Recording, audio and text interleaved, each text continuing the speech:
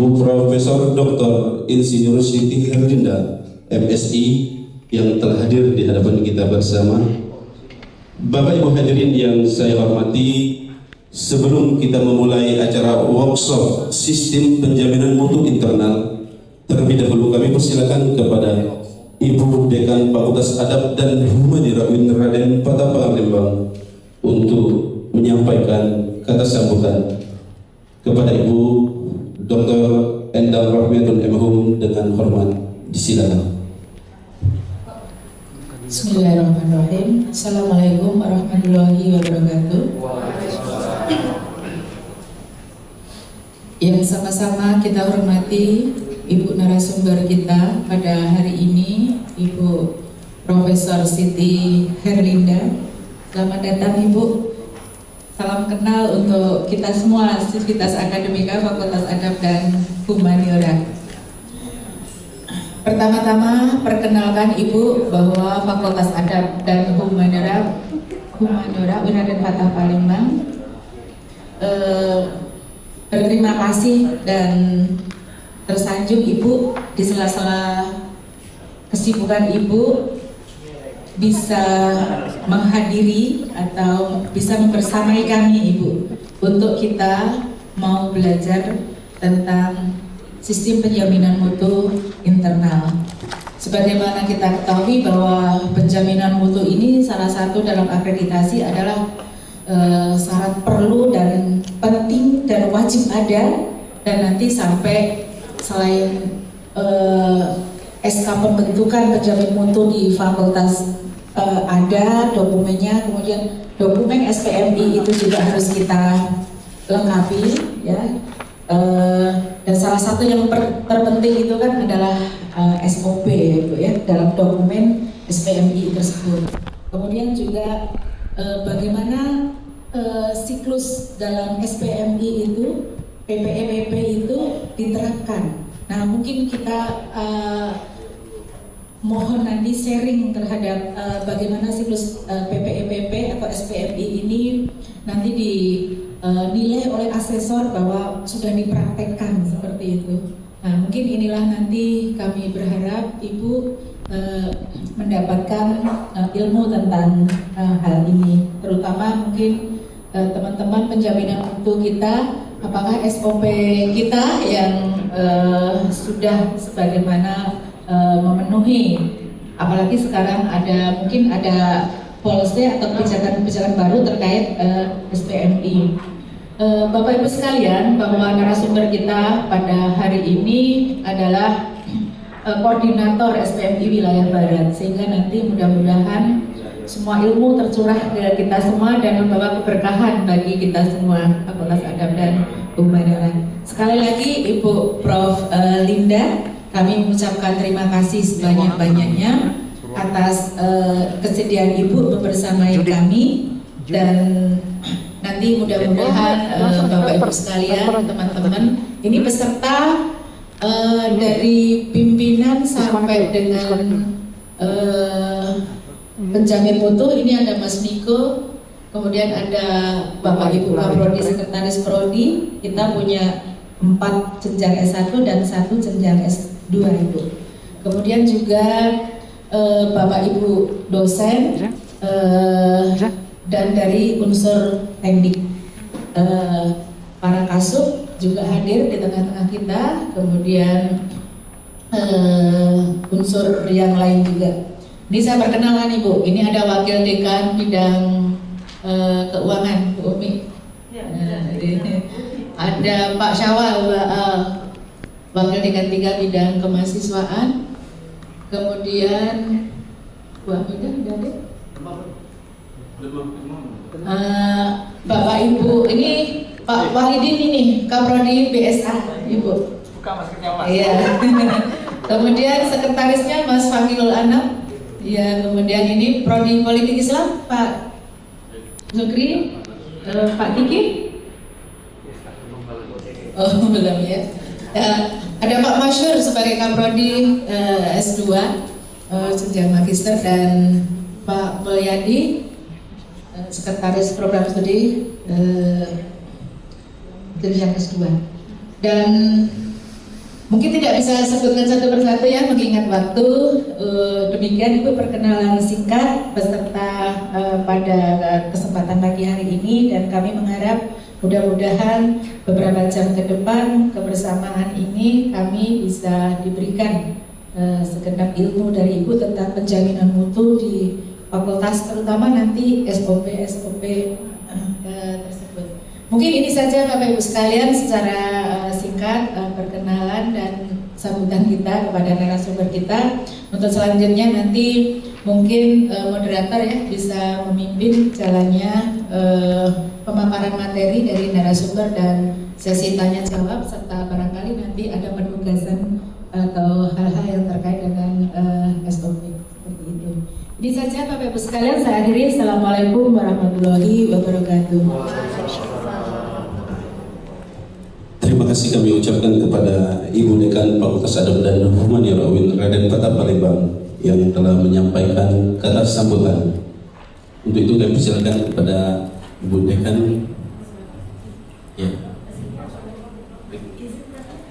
Bapak Ibu hadirin yang saya hormati, selanjutnya moderator kita pada pagi hari ini yang merupakan dosen muda program studi ilmu perpustakaan Fakultas Adab dan Humaniora UIN Raden Fatah Palembang. Untuk itu kami persilakan kepada Saudara Wahpiudin Rahmat Harahap SPD MA selaku moderator kita pada pagi hari ini untuk memandu jalannya diskusi atau workshop sistem penjaminan mutu internal kita pada pagi hari ini. Kami persilakan kepada Bapak Wahbi, waktu dan tempat kami serahkan sebelumnya kepada moderator.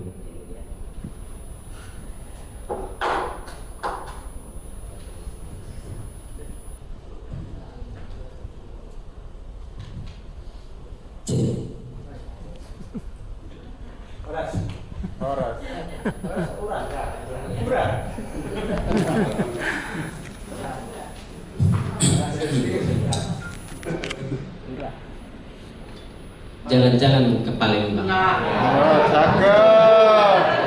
Sampai di Palembang hari sudah malam.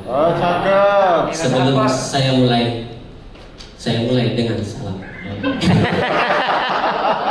Assalamualaikum warahmatullahi wabarakatuh. Jalan-jalan ke rumah Besan. Si Besan sedang melamun. Betul. Jarang-jarang orang Medan, anak Medan pandai berpantun. A'udzubillahi minasyaitonirrajim. Bismillahirrahmanirrahim. Rabbi shrah li sadri wa yassir li amri wahlul 'uqdatam min lisani yafqahu qawli. Yang sama-sama kita hormati Ibu pemateri, Ibu Profesor Dr. Insinyur Siti Herlinda MSI yang telah berhadir di tengah-tengah kita. Yang kami hormati Ibu Dekan, Ibu Dr. Endang Rohmiatun M. Hum. Yang kami hormati Ibu Wakil Dekan 1 Dr. Amilda M. Hum. Yang kami hormati Ibu Wakil Dekan 2 Ibu Dr. Nimas Umi Kalsum M. Hum. Yang kami hormati Bapak Wakil Dekan 3 Bapak Dr. Muhammad Syawaludin MAG beserta seluruh sivitas akademika, baik itu dari dosen, kemudian tenaga pendidik yang telah berhadir dan kami hormati dan tidak dapat kami sebutkan namanya satu persatu. Bapak Ibu hadirin yang kami hormati, yang pertama dan yang paling utama, mari kita mengucapkan syukur alhamdulillah, yang mana di hari yang berbahagia ini Allah masih memberikan kita kesehatan dan kesempatan sehingga kita dapat bertemu di ruangan yang berbahagia ini, tepatnya di Hotel Harper ini. Salawat dan salam tak lupa kita hadiahkan kepada junjungan alam Nabi besar Muhammad Sallallahu Alaihi Wasallam. Allahumma salli wa sallim wa barik alaihi, yang mana ia telah membawa kita umatnya dari zaman kegelapan yang dipenuhi dengan kejahiliahan menuju zaman yang terang benderang yang disinari oleh iman, Islam dan ilmu pengetahuan. Bapak Ibu hadirin yang kami hormati, hadirnya saya di sini tidak lain adalah sebagai moderator kita pada hari yang berbahagia ini, di mana sebagaimana yang kita ketahui kita akan sama-sama belajar, sama-sama menambah wawasan kita terhadap penguatan sistem penjaminan mutu internal SPMI Fakultas Adab dan Humaniora sebagai upaya mencapai program studi yang unggul. Oleh karena itu tadi sudah dibuka dan sudah dianulir oleh ibu dekan kita seputar SPMI dan mungkin bisa langsung disampaikan oleh ibu pemateri. Tapi sebelum penyampaian kepada ibu, izinkan saya berpantun kembali, bukan?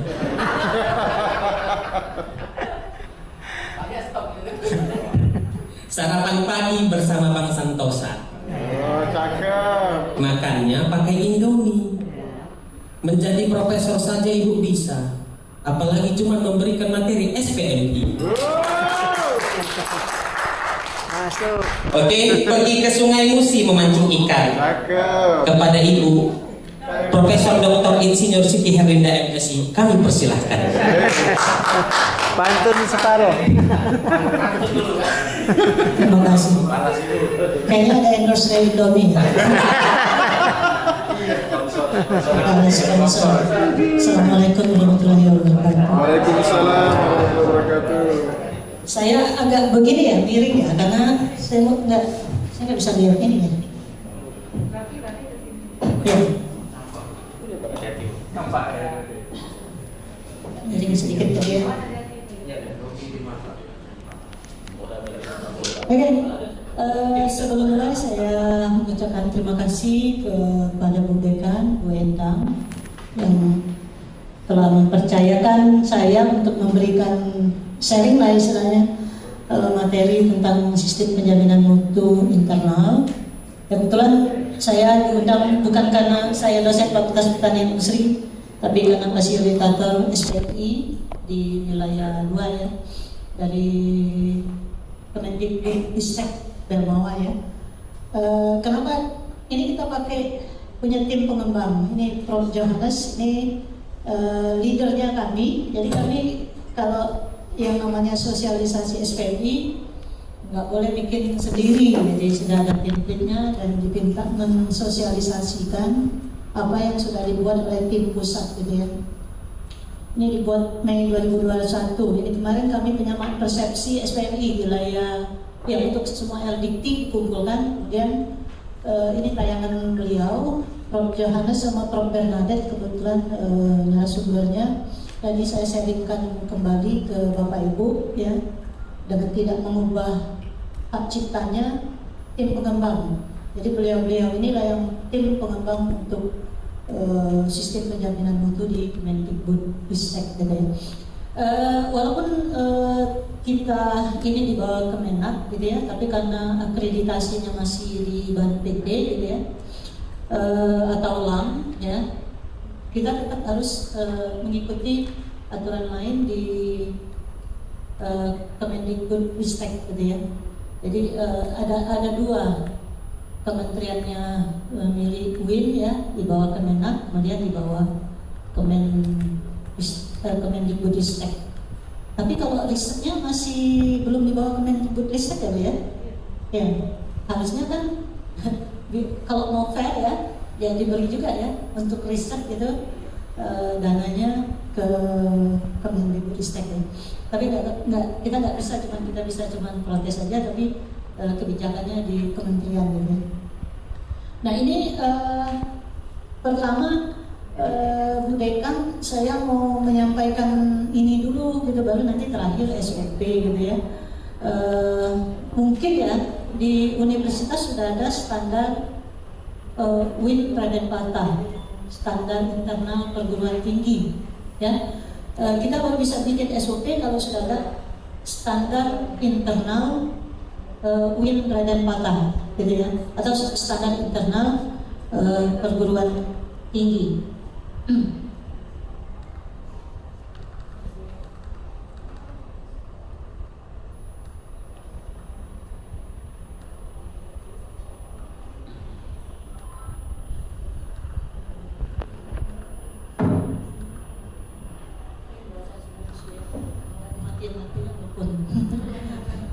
Ya, maaf. Jadi yang harus jadi catatan, kita punya nggak standar internal WIN Raden Patah? Seandainya belum ada, tapi saya yakin ada ya. Ya, kalau ada Mungkin belum ada MBKM-nya, tapi mungkin saja sudah ada MBKM-nya untuk standar yang menyangkut MBKM gitu ya. Merdeka Belajar ini yang standar terbaru gitu ya. Nah, seandainya itu juga ada, baru kita bikin SOP gitu ya. Jadi SOP ini adalah manual ya, sama dengan manual kita menerapkan standar perguruan tinggi gitu ya. Nah, jadi kalau ada manualnya berarti kita baru bisa melaksanakan standar itu. Nah, kalau sudah dilaksanakan baru kita audit.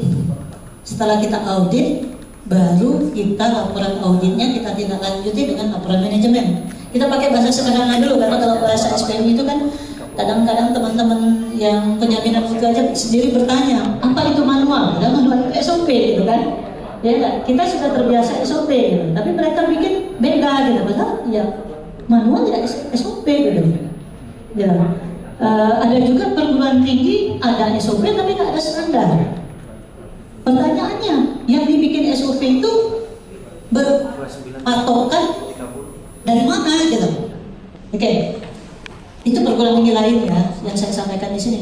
Nah, kalau UIN saya yakin ada buku standarnya dan legalitasnya ada. Saya berdiri. Jadi di sini saya agak bocorkan juga, saya asesor Ban PT juga, jadi saya agak bocorkan apa yang kami cari kalau kami visit gitu ya. Ini saya 3-4 Juni ini visit AL. Visit AL itu lebih berat daripada visit offline gitu ya. Lebih banyak kendaknya itu asesornya gitu ya. Banyak kendaknya itu sebenarnya menguntungkan. Kalau asesornya tidak banyak kendak ya, kalau kita kecil nilainya, enakan dia banyak kendak, tayangkan ini, tayangkan itu, tayangkan sebagainya. Nah, apa yang dimaui asesor? Ya, yang dimaui asesor itu bukti bahwa kita melaksanakan SPMI. Nah, bagaimana kita melihatkan bukti kita melaksanakan SPMI? Inilah langkah-langkahnya yang akan saya sampaikan kepada Bapak Ibu, gitu ya. Oke, kita mulai ya. Kita mulai. Ini judulnya ya. Apa itu SPMI? Jelas. Jadi SPMI itu adalah budaya mutu yang ada di perguruan tinggi kita, internal kita. Ya, disingkat dari sistem penjaminan mutu internal kita. SPMI inilah asesor Ban PT. Tugasnya mengcapture, ya, memotret pelaksanaan SPMI kita. Gitu. Jadi kami ini motret. Nah, potret inilah dilaporkan ke Ban PT, sama Ban PT dikasih peringkat, gitu loh. Yang bagusnya kasih potret itu apa yang ada di lapangan, itulah yang kita potret. Ya, kita perguruan tinggi negeri ini kelemahannya gini loh, realnya ada, tapi di dokumen nggak ada. Itu perguruan tinggi negeri khas banget, gitu. Karena filosofinya kami nggak butuh mahasiswa nyari kami, gitu kan. Jadi nggak perlu tebar pesona gitu. Itu perguruan tinggi negeri kelemahannya. Tapi perguruan tinggi yang swasta abal-abal, ya, saya nggak bicara banyak swasta yang bagus ya, kayak DRC, Gunadarma dan sebagainya. Ada kalau perguruan tinggi abal-abal nggak ada, tapi yang diada-adakan itu nggak boleh. Artinya kalau kita berkaca kita harimau ya harimau. Kalau kita berkaca kucing ya kucing, jangan sampai realnya kucing, tapi kita bikin tebar pesonanya harimau gitu ya. Jadi yang seperti itu sebaiknya kita hindari gitu. Kita maunya atau kita itu sebenarnya harimau, tapi nggak ada persiapan dokumen apa-apa, dipotret, loh kok kayak kucing gitu. Gitu. Ya enggak? Yang bagusnya harimau ya harimau gitu ya, sehingga unggul. Oke. Ini ya budaya mutu. Budaya mutu itulah SPMI. Artinya Bapak Ibu, kita berpikirnya ya berdasarkan standar. Kita bersikap, berperilaku semuanya ada standar. Apa itu standarnya? Jadi gini ya, kalau kita di Universitas Brawijaya ya ada standar buka pintu untuk tamu, OB-nya, satpamnya. Itu juga standar. Jadi segala perilaku itu berdasarkan standar. Artinya ada budaya mutu, gitu. Itu budaya mutu itu ya. Yang bagusnya budaya mutu itu selain diterapkan di lapangan, didokumentasikan. Nah, kita kadang-kadang di lapangannya ada tapi tidak ada dokumentasi. Itu kelemahan kita yang paling sering ya. Satu lagi di sini ada pangkalan data. Pangkalan data kita tuh Bu Dekan, perguruan tinggi negeri lagi yang saya tanyakan. Teman kita sudah pulang S3 dari Unsri misalnya ya, S3 dari IPB atau S3 dari mana, itu nggak diupdate. Padahal kita butuh waktu untuk validasi pusat itu bisa berbulan-bulan, kadang sebulan gitu ya. Nah, kelemahan kita juga lambat update, gitu. Nah, kalau perguruan tinggi negeri ya, itu perguruan tinggi lain gitu, yang kekurangan dosen itu ditunggu banget dia untuk selesai doktor itu untuk ngupdate PDDikti. Nah, yang ini yang kita kadang-kala ya, ini dia, kadang-kala kita tidak update. Dan Bapak Ibu ya, saya tahun berapa ya, 2021 awal rasanya ya, itu kami mereview, menilai ya, akreditasi salah satu perguruan tinggi swasta. Waktu kami AL itu yang masih daring ya karena pandemi, itu bagus. Tahu-tahu muncul dia japrik saya, Bu Indah mohon maaf kami tidak terakreditasi. Saya kaget, loh, saya bilang bagus loh, teman-teman itu bagus. Saya bilang semua dokumen lengkap, bla bla bla, saya bilang gitu. Terus saya pikir, PDDiktinya gimana ya? Update nggak ya? Karena saya bilang waktu saya klik pertama, kan kami asesor itu begitu klik pertama dapat penugasan dari BPT, yang kami klik duluan adalah PDDikti. Oke, lengkap 5 dosennya, minimal 5 ya, dosen S2 ya, S2 minimal. Tapi selama berjalannya itu ya, kan ada proses gitu ya, apa-apa itu kan belum keluar ya. Ternyata ada yang narik dari PDDikti itu, narik pindah ke perguruan tinggi lain, dosennya tinggal 4 sehingga tidak terakreditasi. Dia harus reakreditasi lagi dengan mencukupkan 5 dosen.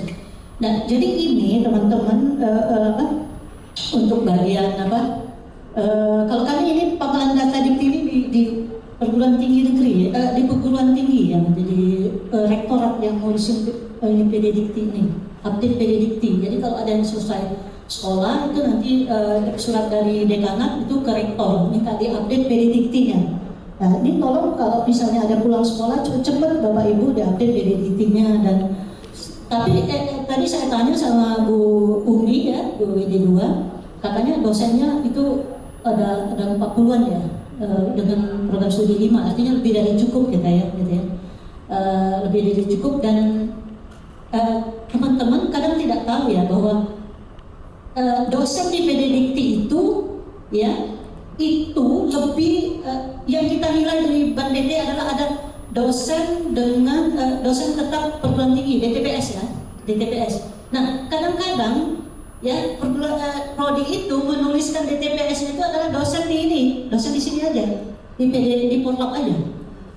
Padahal ya, yang namanya dosen tetap perguruan tinggi, dosen di Portlab plus dosen yang mengajar di prodi tersebut dengan spesialisasinya sinkron dengan spesialisasi program studi tersebut. Ya, artinya ada penambahan. Ya. Jadi saya banyak kalau ngajarnya, saya hampir di program studi di pasca saya ya, sudah MIPA, kemudian saya juga ngajar di kalau di pertanian ya hampir semua program studi. Kenapa? Mereka kalau sudah menaruhkan kita di program studi itu dan pas dengan yang kita ajarkan dengan kompetensi di program studi tersebut, mereka dapat nilai tambah. Kinerja kita dia bisa tarik semua. Kinerja penelitian dia bisa tarik, kinerja publikasi dia bisa tarik, kinerja pengabdian bisa tarik. Gitu. Sehingga waktu butir SDM dia bisa dapat nilai 4. Tuh, itu strateginya gitu ya. Kemudian balik ke sini lagi gitu ya, balik ke laptop gitu ya, bahwa tadi sudah saya sampaikan bahwa luaran penerapan SPMI ya akan digunakan untuk akreditasi baik prodi maupun perguruan tinggi ya. Kemudian dari penerapan inilah akan menetapkan status, oke tadi sudah ya. Nah kemudian standar pendidikan tinggi ya, apa yang disebut dengan mutu perguruan tinggi bermutu. Jadi perguruan tinggi bermutu itu adalah perguruan tinggi yang menerapkan ya standar ya yang di standar pendidikan tinggi plus standar yang ada di perguruan tinggi itu sendiri. Jadi ada standar pendidikan tinggi, ada standar perguruan tinggi, Bapak Ibu ya.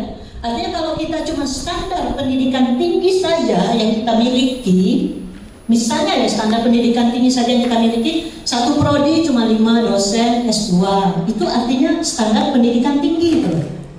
Tapi kalau ada penambahan 3 lagi, dosen S3 jadi 8 dosennya, itu sudah standar perguruan tinggi. Kita melebihi standar pendidikan tinggi. Itulah yang bikin akreditasi kita lebih baik dibanding lebih levelnya, lebih peringkatnya lebih tinggi lagi dibandingkan dengan yang SNDP. Jadi Bapak Ibu, kalau SNDP atau standar pendidikan tinggi itu kalau akreditasinya zaman dulu C. Ya kalau sekarang itu terakreditasi saja gitu ya, atau baik gitu ya. Jauh kalau mau sangat baik gitu ya, kalau cuma 5 dosennya S2 gitu ya. Oke, kemudian ini ada ini ya urutan 1 ya, urutan 1. Oke, apa itu standar perguruan tinggi? Jadi kalau kita melihat dari proses pembelajaran ya, kuliah itu 16 kali Bapak Ibu, itu standar pendidikan tinggi. Jadi kuliah kita tuh 16 kali, 14 kali perkuliahan, 1 UTS, 1 kali UTS, 1 kali UAS. Jadi kalau kita kurang dari itu, kurang dari 16, berarti kita melanggar SNDT. Kita tidak menerapkan SNDT dan itu menjadi temuan. Menjadi temuan itu kalau kita audit ya. Nah, sekarang kalau kita sudah 16 kali pertemuan, bagaimana kita supaya lebih dari SNDT, supaya akreditasi kita unggul atau sangat baik atau unggul? Bukan baik saja. Nah, artinya kalau 16 kali pertemuan itu tidak bisa dijadikan 17, kan nggak boleh kita sampai 17 ya. Itu nggak menaikkan standar malah 17. 16 itu pokoknya fix 16. Bagaimana supaya lebih dari SNDT? Kita perkuliahannya sebelumnya mungkin offline tidak menggunakan e-learning, sekarang full e-learning. Full e-learning bukan kuliah lewat Zoom loh, beda. Kuliah daring itu bukan kuliah e-learning, beda antara e-learning sama Zoom. Zoom itu kan hanya untuk fasilitas tatap muka aja, Google Meet gitu ya. Kemudian ya macam-macam lah ya. Itu hanya alat untuk kita bisa tatap muka dari jarak jauh karena pandemi gitu ya. Tapi kalau kita offline tetap e-learning jalan. Artinya semua dokumentasi adalah e-learning. Lewat e-learning semua. Apa? Tugas lewat e-learning, RPS di-upload di e-learning, daftar hadir di e-learning. Kemudian link Zoom ada di e-learning semua. Sehingga 16 kali pertemuan itu ya terisi semua. Nah, inilah namanya peningkatan standar perkuliahan. Dan itu kita bisa upah. Tapi kalau kita 16 kali aja kuliah, kemudian ditanya ada e-learning nggak ada, tapi ngotot bilang ada, kuliahnya daring. Ya belum, kuliahnya daring, tapi bukan kuliah lewat e-learning, karena nggak ada e-learning ya. E-learning itu sekali lagi saya sampaikan, e-learning itu tidak sama dengan Zoom, tidak sama juga dengan Google Meet. E-learning itu tersistem ya. Semua dokumen ada semua di e-learning. Nah sekarang kalau mau tatap muka, silakan mau pilih offline, mau pilih pakai Zoom, mau pakai Google Meet, itu merek semua ya, kayak kita di endorse ada Zoom, Google Meet segala macam. Silakan, ya. Artinya yang ini kalau kita mau kualitasnya bagus, yang e-learningnya belum yang nggak aktif, harus kita aktifkan. Kalau nanti kami biasa asesor bilang, dia bilang ada e-learning di dokumen LED-nya. Kuliah sudah pakai e-learning, kita kasihlah 4 waktu AK ya, waktu pemilihan teks. Begitu kita visit, tolong buka e-learningnya, tayangkan. Saya mau lihat itu menunya. Nggak ada. Udah turun nilainya. Dari 4 tadi bisa 3, bisa 2. Ya. Jadi nggak bisa bohong kita kalau yang namanya jejak digital itu nggak bisa dibohongi gitu ya. Jadi kalau begitu kita minta tagang, karena kita tuh dibohongin gitu loh. Di LED-nya dibilang pakai e-learning, bla bla bla bla gitu ya. Kuliah daring gitu ya. Saya kalau sudah bilang kuliah daring pakai Zoom berarti nggak ngerti ya dengan e-learning gitu ya. Loh, waktu dia mendeskripsikan itu. Oke, kita balikan lagi sini ya. Oh ini kayaknya poin kedua ya, ada standar. Ini standar langsung. Satu. Ya satu dulu deh. Yang kodenya satu, nama apa? Ada satu, bla bla bla gitu.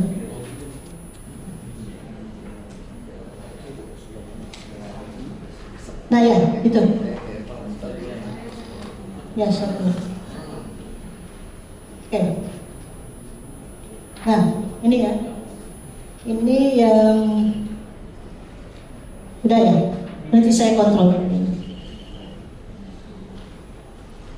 Oke, ini kita lewatkan aja ya bahwa kita ini di sini ya. Kita di sini, kita akademik, kita bukan politeknik. Nah, ini Budekan, ini standar terbaru yang akan dibuatkan SOP-nya. Bapak Ibu ya, bahwa kita ini ya nantinya ya harus membuat SOP yang Merdeka Belajar ini gitu ya. Ini tadi sudah ya, bahwa standar kita harus melebihi standar SNDikT ini. Jadi kita ini SNDikT yang akreditasinya C. Nah, UIN pasti di sini deh. Karena saya lihat akreditasinya sudah B sama A, atau ada yang mungkin ada yang unggul gitu ya. Oke, kemudian ini sudah tadi. Nah ini Merdeka Belajar. Ini yang akan kita buat SOP. Dan ini yang sudah saya beri contoh itu dari Lampung, itu Universitas Bandar Lampung gitu ya. Dia sudah membuat ini ya. Kita harus bikin standar ini Bapak Ibu ya. Standar pembelajaran dalam program studi, tapi masih di perguruan tinggi kita, masih di UIN satu ya. Ada lagi standar. Ini harus ada dulu di standar perguruan tinggi. Nggak bisa Bapak Ibu bikin SOP kalau ini nggak ada di Pak Fajri. Dulu Pak Fajri, saya sekarang nggak tahu saya. Ini harus ada di penjaminan mutu dulu, dibikinkan di, dan ini harus disahkan senang Bapak Ibu ya, harus disahkan senang. Ya.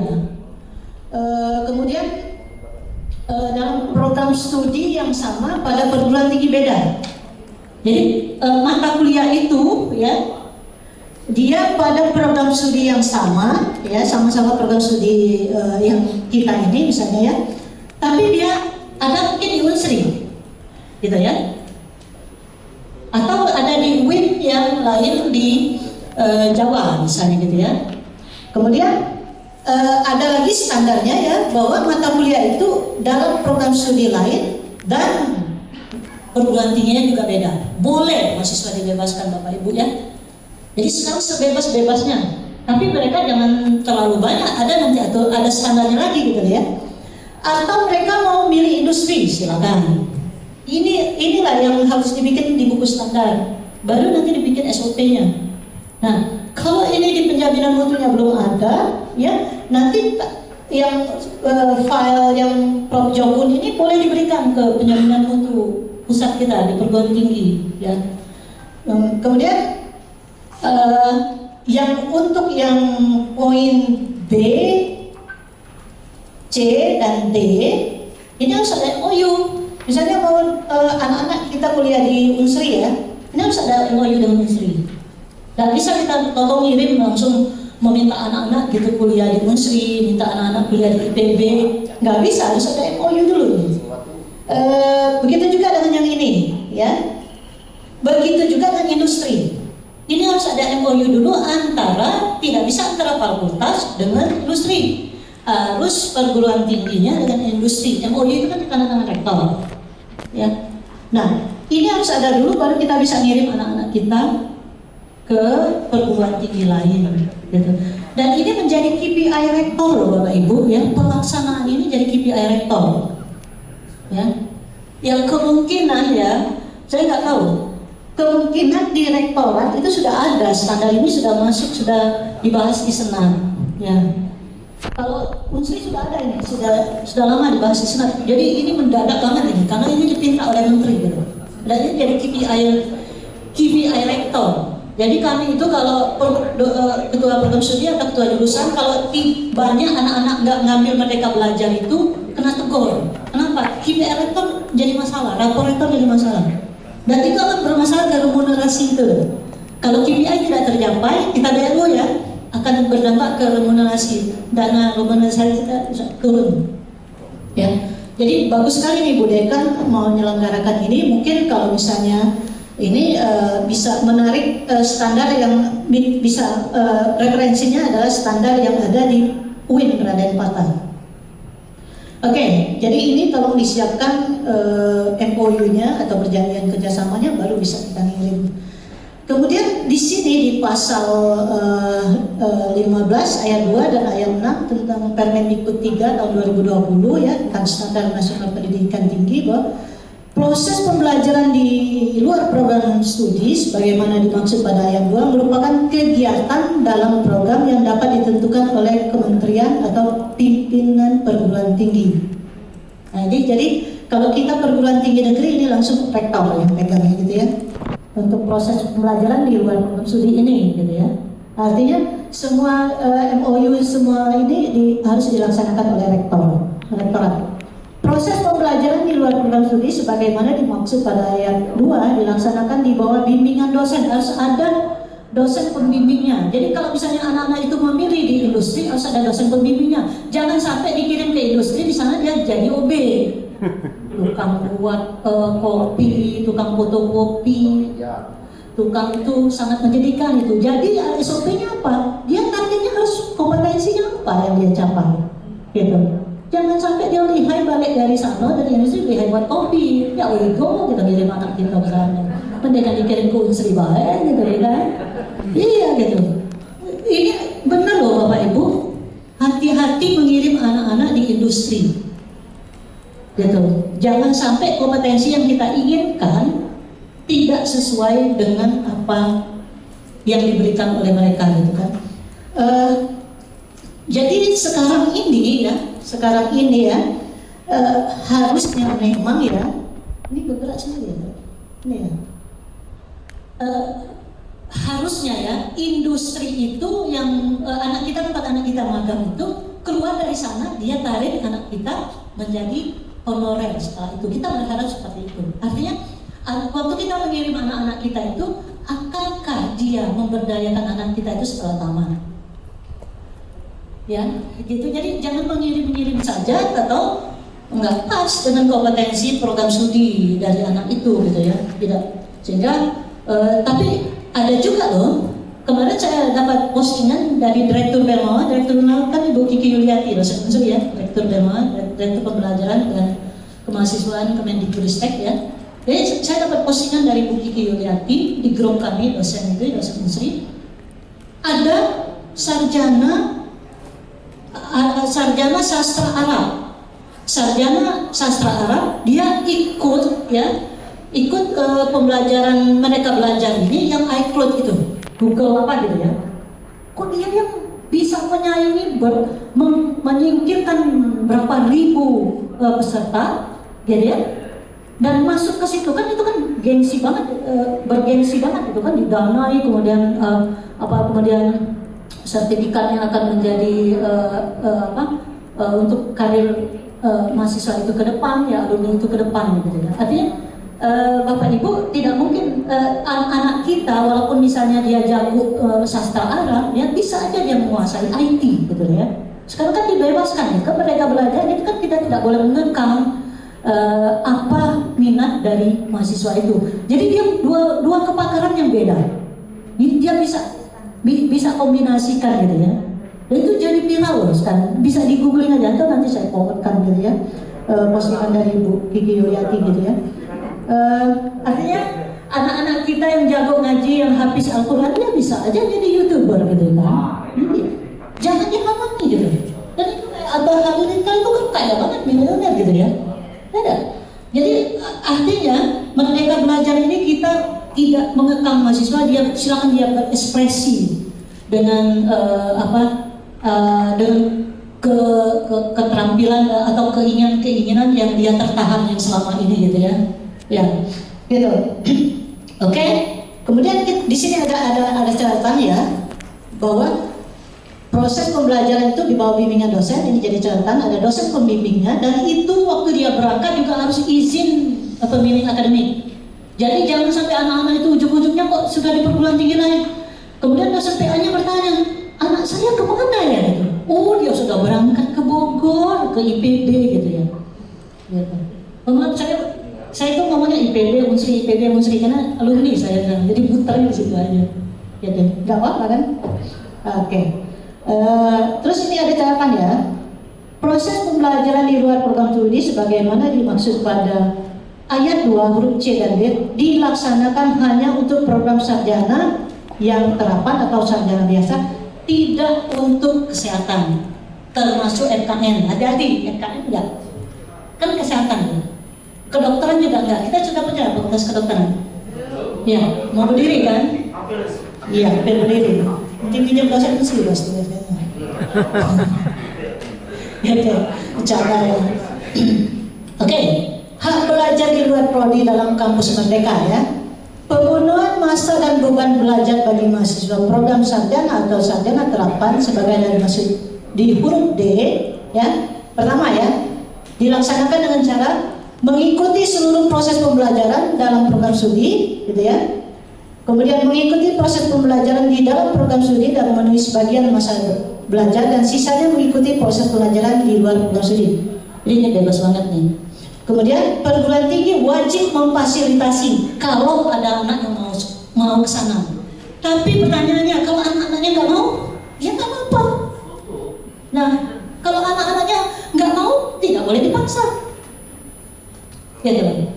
Tapi kalau anak-anaknya nggak mau semua, kompak nggak mau semua, mau di dalam sinilah gitu ya, takut gitu ya, takut dimarahi mama gitu ya, mama gitu. Resikonya apa? Rapor merah. Karena ini IKU rektor. MPKM itu IKU rektor dan IKU dekan. Kan IKU itu kan diturunkan key performance indikator itu dari rektor diturunkan ke dekan, dekannya turun ke dosen gitu kan. Nah, tinggal nagih dekan. Mana itu kan gitu. Berarti kan ini nanti yang sibuk menjaprik ketua program studi adalah dekan atau WD satunya. Ini berapa Bu Linda yang saya udah ketua jurusan, maksudnya ketua jurusan? Berapa yang dikirim ke ke IPB berapa? Ke UGM berapa Bu Linda? Tolong didata ya. 28 Mei ditutup PMM. PMM itu untuk angkatan 2020. 28 Mei ditutup Bapak Ibu. PMM itu yang sekarang yang Merdeka Belajar untuk angkatan 2020 ya. Kalau yang angkatan 2021 boleh angkatan 2021 kalau di Unsri ditawarkan yang di dalam Unsri aja. Di dalam Unsri aja. Kenapa? Kalau 2020 itu dia harus mengambil, kalau dia mengambil Merdeka Belajar, dia harus mengambil perguruan tinggi di luar Unsri dan itu harus keluar dari harus pergi dia ke sana offline. Jadi resikonya dia mata kuliah yang di Unsrinya yang dipinta offline juga kan offline sekarang ya. Resikonya dia tidak bisa ambil kalau sama-sama offline, kecuali di Unsri dia ngambil online, ngambil e-learning, kuliahnya daring, ya kuliahnya daring gitu ya. Kalau dia ngambil kuliah daring masih bisa dia ngambil ini. Dan itu ditutup 28 Mei, Bu Dekan PMM ditutup 28 Mei. Semua dana dibayar oleh Kemendikbudristek, semua biaya hidup, biaya biaya hidup, transportasi, pesawat semuanya didanai Kemendikbud. Tapi memang reimburse ya, reimburse itu kita pakai duit kita dulu, nanti semua boarding pass semua itu disimpan kan, nanti dibayarkan gitu ya. Jadi kata anak-anak itu yang kemarin itu yang memilih PMM itu ya, yang pengalaman PMM semester kemarin, katanya sangat menyenangkan. Tapi memang risikonya dia agak ada perlambatan masa studi. Kenapa? Karena banyak mata kuliah wajibnya di semester ini tidak bisa diambil, kecuali di perguruan tinggi kita itu mengorbankan daring semua. Jadi anak-anak itu pergi ke Bogor, tapi dia bisa mengambil di mata kuliah di kita, bukan ya? Dia PMM-nya dapat, ya. Tapi mata kuliah wajib di program studi di sini tidak terlewatkan. Jadi tetap dia ambil. Jadi memang SKS itu bisa 24 dia ambil gitu ya. Gitu. Oke. Jadi ini sisanya bisa diambil di luar program studi dan Kalau mereka anak-anak tidak mau, ya silakan. Tapi perguruan tinggi wajib memfasilitasi. Memfasilitasi itu begini ya maksudnya itu ya. Bukan minta tanda tangan asisten, diurusin MOU perguruan tinggi yang ngurusin gitu. Kemudian perguruan tinggi yang nelpon rektor IPB gitu, rektor UGM gitu ya. Ada MOU. Jadi bukannya dekan yang ngurusin itu, dan itu harusnya kalau kami itu dikoordinir oleh pihak rektorat, wakil rektor bidang 4. Di kami itu ada grup namanya grup MBKM. Jadi kalau mulai mau MBKM itu pokoknya siru lah bahasa Palembang gitu. Oh ini sudah ada MOU ini, silakan ditunggu ya, pendaftarannya 28 Mei ditutup ya. Kalau misalnya belum ada yang daftar, kenapa gue ditelepon? Ini nggak bisa kosong, program sini nggak bisa kosong, ya harus ada itu, pasti ada loh. Coba ditelepon dari 75 anak angkatan itu, ditelepon satu-satu, dirayu, coba kamu masuk ini, kamu ini dibayarin semua. Anak-anak tuh kadang memilih cepat tamat gitu ya, jadi dia nggak mau PNM gitu. Ya kalau dia mau cepat tamat kan dia habisinnya semua tuh mata kuliah wajib di perguruan tinggi kita gitu. Tapi ada juga anak yang pintar dia ngambil mata kuliah yang daring di perguruan tinggi kita tapi offline di perguruan tinggi. Jadi sekarang jadi semester ini semua sudah offline kalau dia mengambil Merdeka Belajar di perguruan tinggi lain. Tapi sebenarnya kalau misalnya UIN Raden Patah mau ambil di UNSI enak gitu loh. Jadi nggak perlu anak-anak itu menunda-nunda gitu mengambil PNM, ya tetap dihitung PNM juga walaupun ngambil di UNSI. Kan anak-anak itu kan mobile ya. Ya, nah susahnya tuh kalau dia ngambil di Bogor. Kalau dia ngambil di Bogor lah mungkin ya, misalnya begitu Sabtu, begitu hari Senin kuliah di Palembang, begitu Selasa kuliah di Bogor kan tidak akan didanai gitu ya sama Kemendikbud ya. Oke, sekarang masuk ke berikutnya. Ini yang merah-merah ini akan kita buat SOP-nya ya Bapak Ibu ya. Pasal 18 ayat 1 ayat 2 ya, Permendikbud nomor 3 tentang standar nasional pendidikan tinggi. 4 semester tidak masalah loh Bapak Ibu ya, 4 semester tidak masalah, artinya dia bergentayangan di perguruan tinggi lain atau bergentayangan dia kuliah di program studi lain atau di program studi ya di perguruan tinggi lain. Ya, ini pokoknya paling sedikit 4 semester.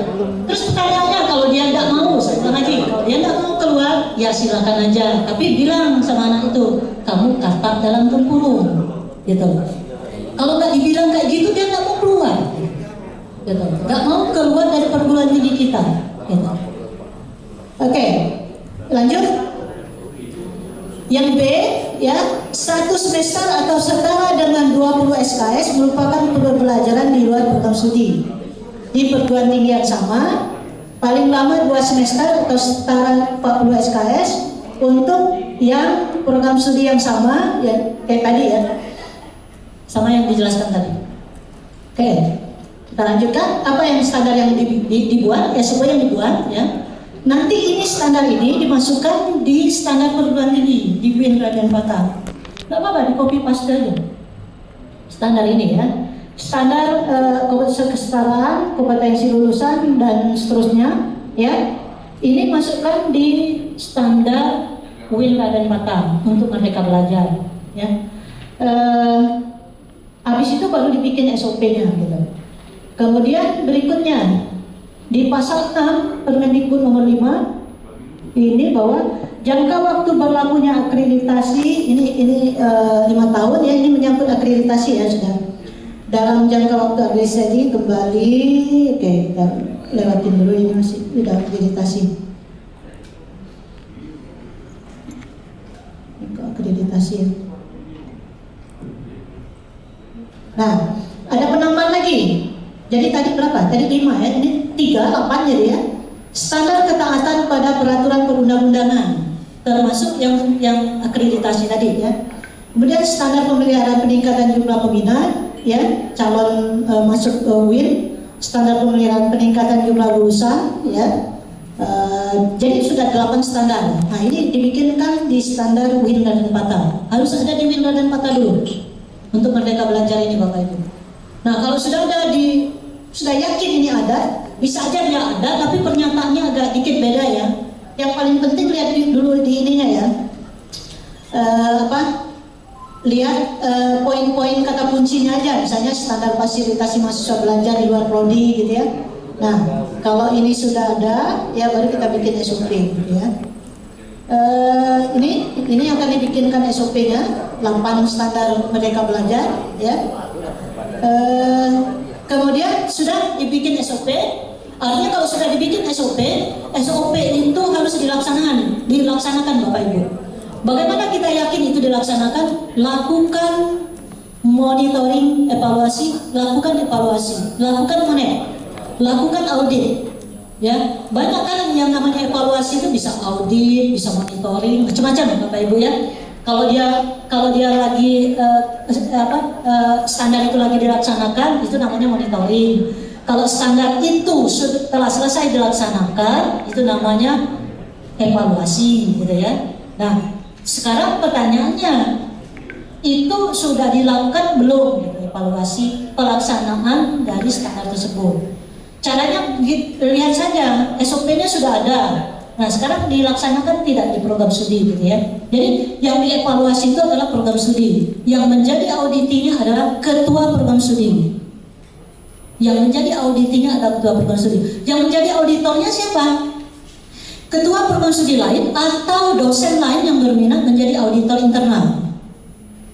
Bagaimana jadi auditor internal? Kalau mereka sudah terbiasa ya di acara L2 Dikti gitu ya, atau acara apapun ya, tinggal SK-kan oleh rektor, maaf ya, bukan dekan ya, harus ada SK rektor sebagai auditor internal gitu. Dan itu tolong diarsipkan Bapak Ibu ya. Kenapa? Asesor PT tanya itu SK penugasan dari rektor gitu. Oke, ini evaluasi, ini macam-macam evaluasi ya, dilakukan secara berkala. Misalnya gini ya, evaluasi proses pembelajaran dilakukan bulan apa saja, itu berkala. Audit tahunan, audit hampir seluruh standar itu dilakukan bulan apa? Itu ditanya Bapak Ibu. Kalau Bapak Ibu nanti ada asesor PT. Oke, kemudian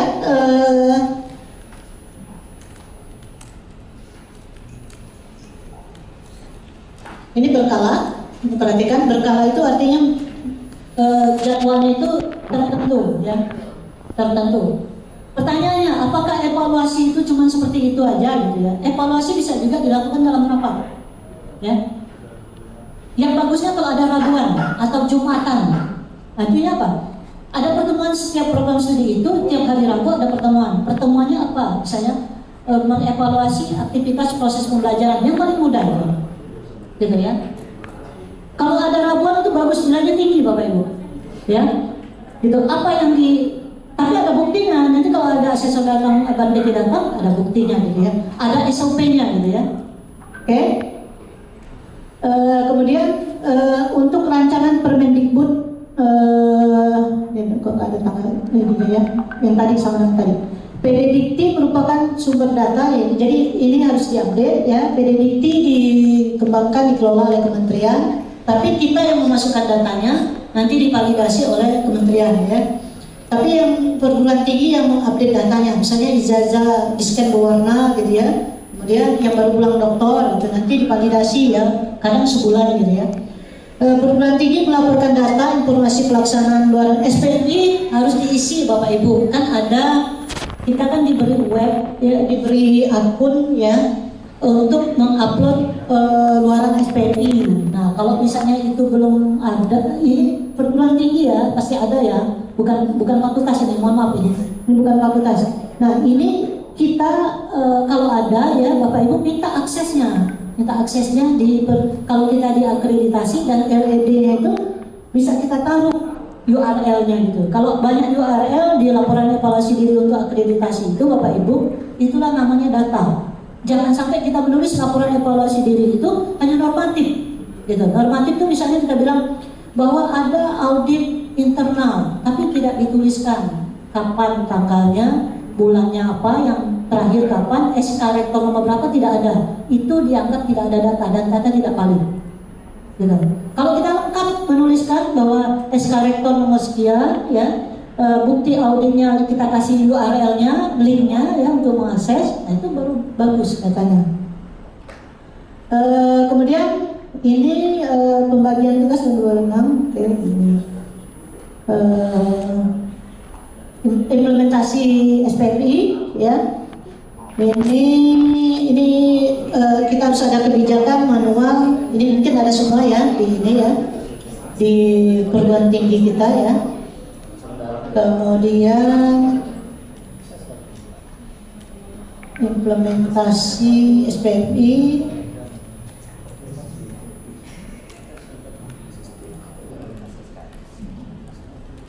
Jadi ini ya PDDikti berhubungan dengan nanti reakreditasi ya. Data informasi dibutuhkan. Nah ini data dan informasi yang dibutuhkan untuk SPMI dari PDDikti ya. Keberadaan standar. Nah pertanyaan saya, ada nggak yang tahu ya SK nomor berapa atau peraturan nomor berapa untuk standar WIN Raden Batam? Itu harus dituliskan kalau Bapak Ibu mau reakreditasi. Dan karena ini ada MBKM, pasti standarnya harus tahun 2021 loh. Ya, kalau dia tertulis masih itu peraturan atau SK itu 2020, berarti belum diupdate yang mereka belajar. Dan itu tolong disampaikan ke Ketua Penjaminan Mutu Universitas, gitu. Kemudian PPPP pasti sudah ya, karena kemarin saya diundang Pak Fajri untuk PPPP ini ya. Pertama penetapan standar. Nah, berarti ini di SK 2021 penetapan standar. Kalau kami bikin jadi peraturan loh, bukannya SK beda. Peraturan kan di atas SK ya. Ini jadi peraturan, namanya Peraturan Standar Universitas Sriwijaya. Ya, tahunnya minimal tahun 2021 karena MBKM kan 2021 ya. Kemudian P yang ini yang di sini yang kedua ini adalah pelaksanaan standar. Pelaksanaan standar apa? Ada SOP. Benar nih Bu Dekan bilang harus buat SOP. Ini adalah manual pelaksanaan standar. Ada audit.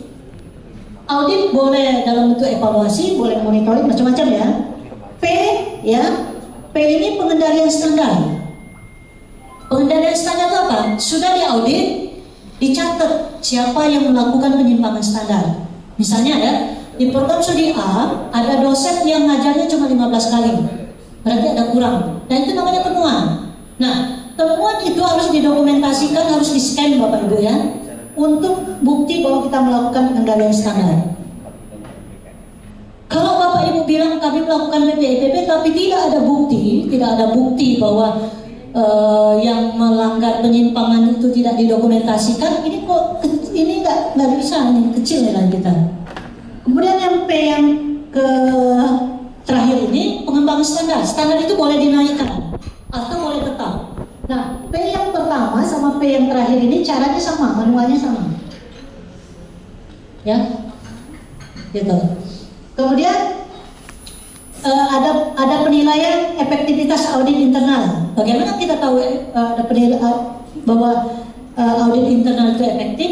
Ya, kita lihat saja ya. Misalnya ya, masa studi mahasiswa lebih singkat. Itu bukti efektivitas. Ya. Kemudian IPK-nya tambah tinggi, gitu ya.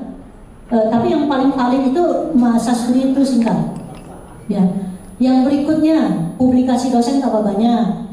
Yang berikutnya dana yang didapatkan tingkat nasional untuk dana penelitian semakin tinggi, semakin banyak. Bukan dana perguruan tinggi Bapak Ibu ya. Kalau Bapak Ibu kalau nilainya akan rendah. Kalau misalnya dana dari perguruan tinggi tambah naik, dana dari nasional sama turun. Ya. Yang bagusnya itu dana perguruan tinggi itu kalau bisa nggak ada, tapi ngambil nasional semua, dan bisa 4. Jadi pimpinan perguruan tinggi jangan bangga bahwa dia banyak menggelontorkan duit internal dia untuk penelitian dosen. Itu malah nilainya kecil kalau dia mau jadi PTNBH. Ya, jadi semakin sedikit kita menggunakan dana perguruan tinggi kita untuk penelitian dan pengajian masyarakat, ya, semakin tinggi nilai kita. Gitu. Oke. Kemudian efektivitas Kaizen, ya, artinya di sini standar itu tambah naik, ya, standar itu tambah naik. Misalnya kayak tadi, ya, misalnya standar perkuliahan itu 16 kali pertemuan, ya, Bapak Ibu. Kemudian kita tambahkan ada e-learningnya. Nah, setelah itu baru kita bikin rancangan standarnya seperti ini, ya. Oke, kemudian ini tentang KKNI kita lewatkan aja. Nah, sekarang tolong slide kedua. Slide kedua, bikin standarnya, baru nanti SOP. Artinya ini, ya, misalnya nanti bikin standarnya, boleh pakai rumus ini, ya. Boleh pakai rumus ini, ada audience, ya, behavior, kompeten, sama degree, boleh, ya. Atau pakai indikator aja langsung, ya. Jadi yang namanya indikator, ya, itu adalah standar, Bapak Ibu. Nah, ini saya mau tanya, ya, Bapak Ibu, ada yang tahu nggak standar utama UIN Raden Patah apa? Standar paling induk, standar yang paling atas, paling induk. Ada yang tahu? Standar UIN Raden Patah. Visi. Nah, visi itu standar. Ya. Nah, visi itu kan harus dicapai, ya, Bapak Ibu. Visi itu kan harus dicapai. Nah, dicapainya lewat tridharma, perguruan tinggi, dan tambahan penunjang. Nah, tadi saya bicara sama Ibu Shelly sama Bu Umi tentang saya cerita tentang Yarsi, Universitas Yarsi, saya bilang keunggulannya dia di agama Islam. Artinya divisinya ada agama Islam, ya, keunggulannya, ya. Nah, semua visi di fakultas itu ada keunggulan agama Islam semua. Yang masuk di sana harus bisa ngaji. Mau agama apapun dia harus bisa ngaji. Gitu loh. Itu keunggulannya di situ. Roadmap penelitiannya ada harus masukkan tentang agama Islam juga. Kemudian fakultas kedokterannya harus masukkan keunggulan tentang. Nah, semua visi yang perguruan tinggi itu diterjemahkan ke visi fakultas dengan tidak menghilangkan keunggulan dari perguruan tinggi. Jangan sampai di perguruan tinggi keunggulannya agama Islam, begitu ke fakultas nggak ada keunggulan agama Islam. Pencapaian visi perguruan tinggi itu, ya, dicapai oleh visi fakultas. Nanti ada lagi visinya. Ini itu standar yang diturunkan seperti itu. Oke, kita lanjut Bapak Ibu, ya. Itu apa yang A itu, ya. Saya ulang lagi audiens, A-nya itu yang bikin standarnya dulu Bapak Ibu, ya. Kalau kita bikin SOP tapi nggak tahu standar, kayaknya sia-sia aja, gitu, ya. Nah, ini koordinasi dengan perguruan tinggi. Ada behavior, ada kompeten, ada degree. Nah, misalnya gini, dekan dan ketua program studi, ya, ini A-nya. Melakukan rekrutasi agar tercapai rasio ini, paling lambat ini. Visi juga kita gitu. Misalnya kita menjadi perguruan tinggi yang unggul di bidang agama Islam, gitu, ya. Apa gitu, ya? Apa yang kita lakukan, kemudian kapan tercapainya, gitu, ya. Tahun berapa tercapainya. Itu seperti itu juga. Dan kadang kita ditulis ini aja, gitu. Ini kadang nggak ditulis, tidak masalah kalau yang lainnya ditulis, ya. Oke. Kadang dibikin begini, boleh pakai KPI, ya. Indikatornya aja yang dituliskan, ya. Kemudian cara mengukur dan target yang diinginkan.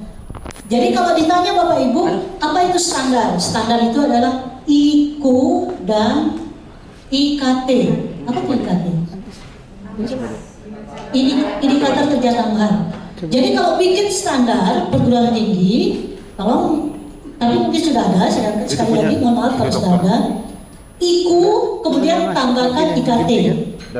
Kalau IKU saja nggak ada IKT, maka kecil nanti nilainya. Jadi IKU dan IKT itu adalah standar. Jadi kalau nanti ngisi laporan evaluasi diri, jangan bingung apa itu standar. Dan cara mengungkapkannya boleh pakai versi yang beda-beda, ya. Boleh pakai versi ini, ya. Boleh pakai IKU, versi IKU. Boleh pakai versi yang ini. Jadi silakan aja ya Bapak Ibu. Ini kita lewatkan, ini sudah ya. Ini sudah ada.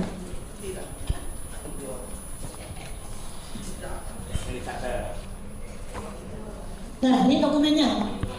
Dokumen ini tolong cari di universitas, mungkin ada. Kebijakannya berarti baru lagi loh, karena sudah Merdeka Belajar.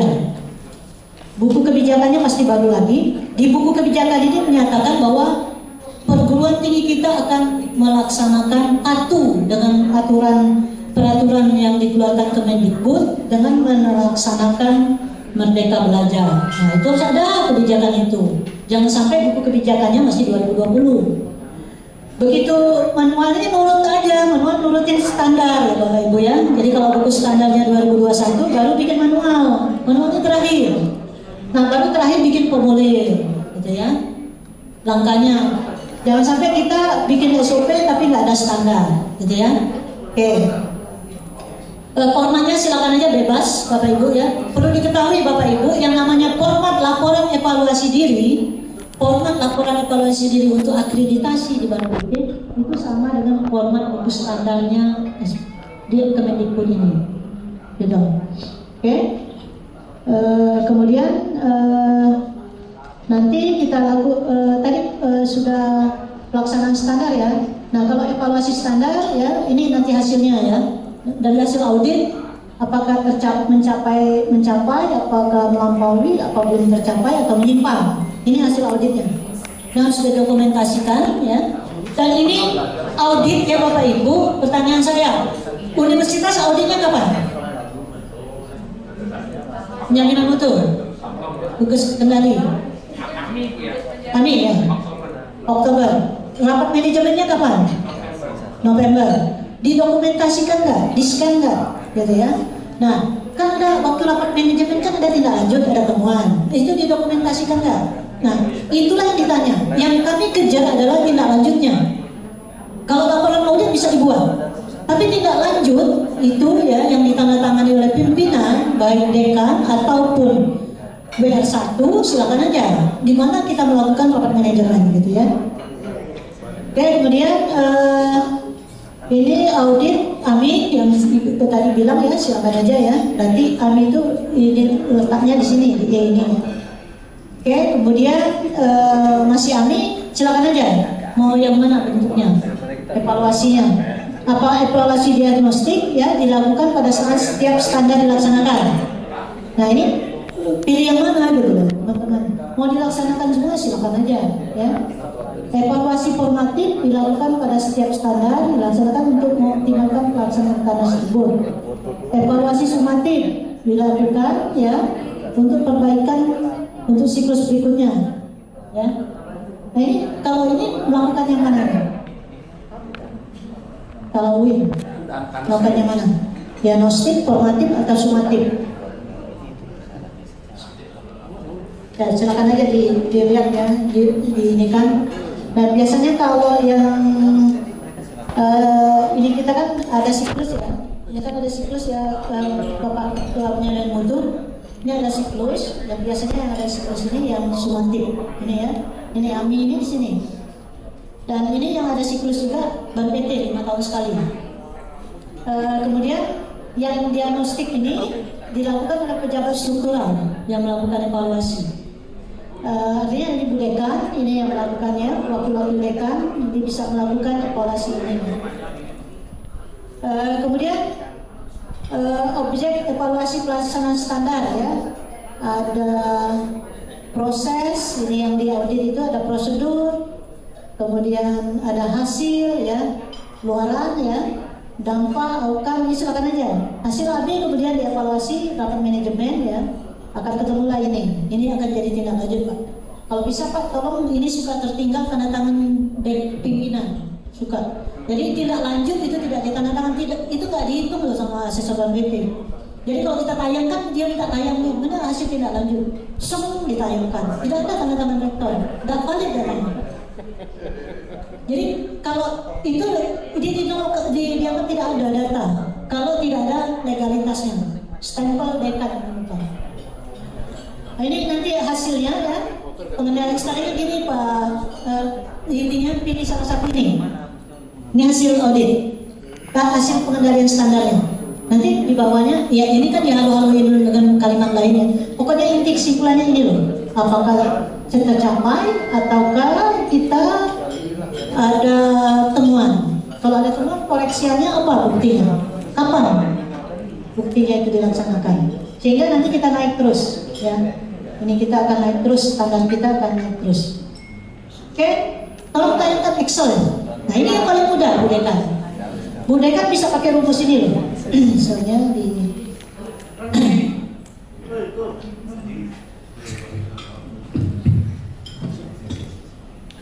baik, mungkin Bu kita bisa sembari menunggu Excelnya tampil, bagi Bapak Ibu yang sudah mendengarkan silahkan untuk mengambil coffee break dulu Bu ya. Izin ya Bu, mungkin masih haus. Iya, sembari berjalan kita buka Excelnya pada Bapak Ibu. Di belakang kita sudah tersedia kopi dan snack, silahkan diambil. Diambil. Telinga.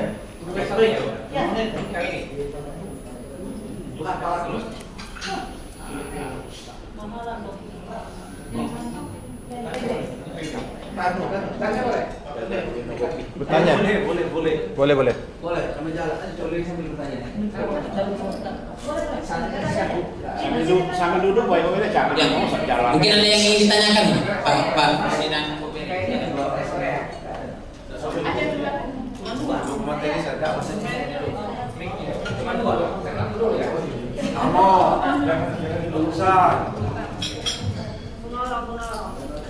Terima kasih. Assalamualaikum warahmatullahi wabarakatuh. Atau sama dulu baik.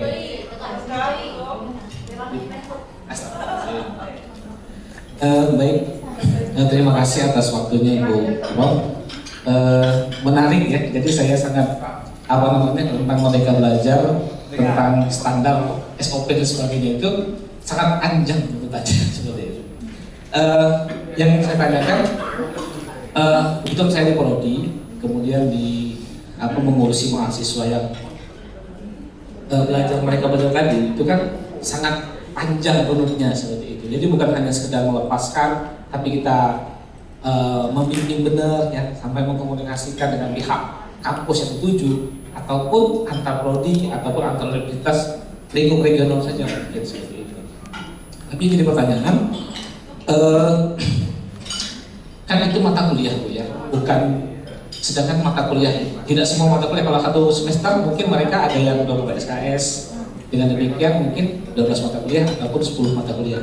Tapi yang mulai diambil di Merdeka Belajar itu kan hanya satu mata kuliah di GIM seperti itu, ataupun 2 mata kuliah di kampus lain seperti itu. Sedangkan di mata kuliah itu kan 16 kali pertemuan di luar UTS dan UAS. Jadi pertanyaan, jadi dia itu kan harus 16 kali pertemuan kan di kampus dia bersangkutan seperti itu. 16 kan di mata kuliah yang satu sudah, atau hanya beberapa mata kuliah. Nah makanya ketika ada daring atau offline ataupun luring, sehingga dia dimudahkan. Yang jadi pertanyaan tentang kualitas gitu ya. Kalau misalnya kita berbicara kualitas mahasiswanya, dan seperti apa outputnya ketika dia mengambil MK ini yang mungkin bebas dia mengambil gitu kan, dia minatnya kemana, karena ada minat dan bakat bagi mahasiswanya. Kemudian apakah nanti akan melahirkan yang mahasiswanya serba bisa ataupun seperti apa? Saya juga agak itu yang menjadi agak gampang saja dengan pemilihan Merdeka Belajar. Kemudian masa studi, benar masa studi ketika adanya kekurangannya misalnya dia harus mengatur waktu. Oke, kalau kata Ibu, kalau di Bogor dan Palembang mungkin luar biasa waktu harus diatur. Tapi kalau UIN dengan industri mungkin bisa. Tapi dengan walaupun UIN dengan Unsri, mungkin masa belajar, waktu belajar dia itu, masa studi dia itu akan benar-benar harus strategi si mahasiswa untuk mengaturnya. Nah, pola yang saat ini yang saya rasakan dengan mahasiswa itu, mahasiswa yang ada di ngambil dari satu prodi saja, kadang masa studinya lama sekali, dan kita harus bekerja-kerja. Bahkan saya pribadi di prodi itu, saya teleponin orang tua, kalau yang jarang muncul, halo, ini gimana? Sampai di WA group itu, saya dianggap cerewet oleh mahasiswa. Tapi ketika mereka lama, temu gitu ya, Pak ternyata benar apa yang Pak sampaikan dulu. Ya itu yang menjadi apa? Ya saya dilihat aja sudah, jelasnya kasihan sama mereka. Ibu. Nah, maksud dia yang mengaturnya gitu, dari standar SOP ataupun masa studi itu, nah seperti apa mungkin trik, karena ujung tombak universitas pasti prodi seperti itu.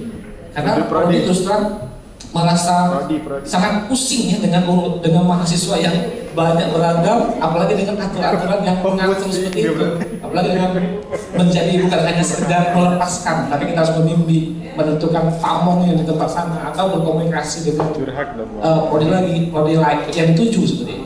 Bagaimana dengan kinerja penelitian, pengambilan kita akan terbengkalai dengan mengurusi ini seperti itu. Strateginya seperti apa? Terima kasih.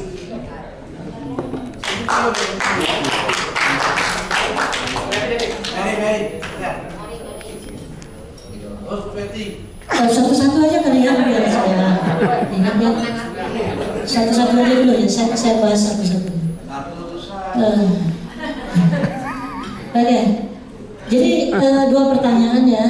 Pertemuannya 16 kali walaupun dia ambil di program studi di luar program studi kita, tetap 16 kali. Jadi bagaimana kualitasnya?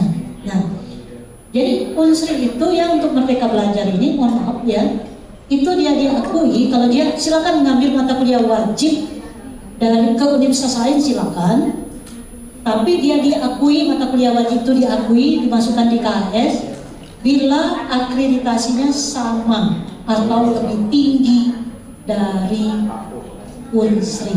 Kalau enggak dicoret sama rektor, tidak diakui. Kan kayak dia membeli yang akreditasi C gitu kan, misalnya kuliah tidak dapat A kan, itu galak gitu kan, kita dapat pepesan kosong deh anak kita, ya kan? Nah jadi kami bikin itu peraturannya siapa yang buat? Universitas. Sekali lagi, ini ada universitas. Ini boleh pakai SOP Bu Dekan, ini SOP. Artinya nanti ini dua slide yang Prof Jokun ini diberikan aja ke Ketua Penjaminan Mutunya. Ya harusnya memang penjaminan mutu pusat ada ya perwakilannya yang bagian SPNI gitu ya. Jadi itu Pak kalau menjaga kualitas. Karena apa? Anak kita itu kadang dia tidak peduli dengan kualitas, yang penting dapat A. Nah itu ya nilainya program studi yang levelnya, grade-nya di bawah kita. Gitu. Kalau mata kuliah pilihan silakan, tidak masalah. Nah kalau mata kuliah wajib, kalau kami ada standarnya, ya diakui mata kuliah wajib itu bila program studi itu akreditasinya minimal sama atau lebih tinggi dari program studi di Unsri. Gitu, satu pengaturannya. Kemudian masa studi jadi lama. Nah, jadi kami kemarin pakai trik Pak, trik kode mata kuliah. Kode mata kuliah itu dibikin 0 tengahnya sehingga dia ditawarkan tiap semester. Diatur. Nah, itu ngaturnya apa? Revisi kurikulum. Jadi gini loh, kalau Bapak Ibu mau tahu ya, waktu Merdeka Belajar ini diluncurkan, kami itu sport jantung gitu. Kenapa? Kan program studi. Yang kerjanya kan dosen, yang panitianya dosen. Gitu loh. Sama teknik kan tinggal nunggu perintah, ketik ini bikinkan SOP ini ya teknik gitu kan. Nah tapi kan otaknya itu kan ada di dosen gitu. Mau bikin SOP ini, mau bikin standar ini, itu semuanya ada di dosen. Nanti dosen itu dengan penjaminan mutunya bikin draft, kemudian didapatkan ke senat, baru tanda tangan rektor. Dan ini tidak bisa hanya pelatihan ini saja, mungkin penjaminan mutu itu, tapi mungkin sudah ada, Pak. Kita aja nggak tahu. Tapi yang jelas kalau di Unsri kemarin itu banyak sekali grup dibikin, gitu ya. grup Green Campus, jadi apa? Saya bilang, waduh, laptop saya, HP saya ini habis ininya apa? Banyak sekali. Kalau dibikinkan grup itu kan pasti kita suruh dapat gawean, gitu ya, dapat lengkap. Tapi kata duitnya udah sekian, nyari duit kan jangan di kampus, kata duit tempat lain. Gitu. Setuju. Iya. Jadi nyari duitnya jangan kalau begawe di perguruan tinggi kita, ya itu kan wajib. Ya. Tapi kalau jadi narasumber di perguruan tinggi lain, lain cerita kan? Ya, gitu ya. Oke.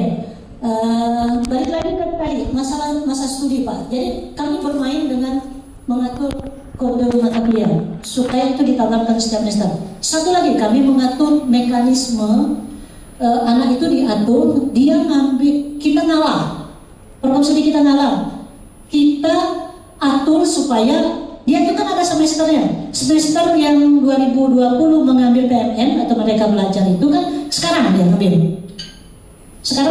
Nah, sekarang di mata kuliah sekarang kami tawarkan yang di perguruan tinggi di prodi kita tawarkan yang bisa kuliah jarak jauh daring.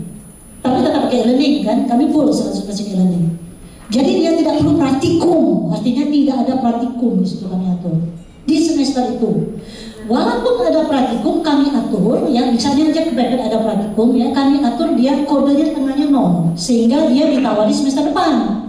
Jadi anak itu semester ini nggak bisa ngambil Pak yang praktikum, jelas kalau dia berangkat ke Bogor.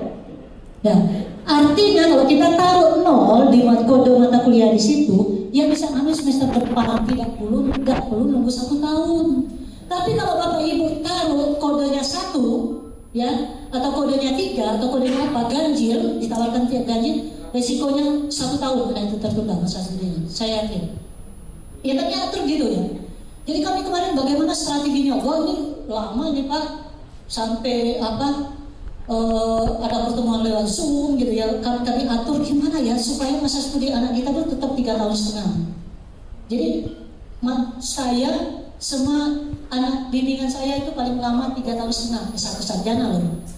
Sarjana 3,5 tahun. Tidak ada yang 4 tahun, 3,5 tahun. Saya maunya 3 tahun 3 bulan. Tapi nggak dibolehkan sama rektor, nggak usah ditekan. Jadi apa? Tidak boleh direktor, kaget mencak BTS katanya, cepat ego, gitu kan? Ya, bukan BTS yang kayak IRC, gitu kan? Ada BTS itu kan nggak kuliah tapi dapat A kan ada. Gitu. Jadi artinya gini loh Bapak Ibu ya, pengaturan masa studi ini ya tergantung kurikulum kita. Ya, tapi gini loh, manajemen ketua program studi juga harus fleksibel. Ya.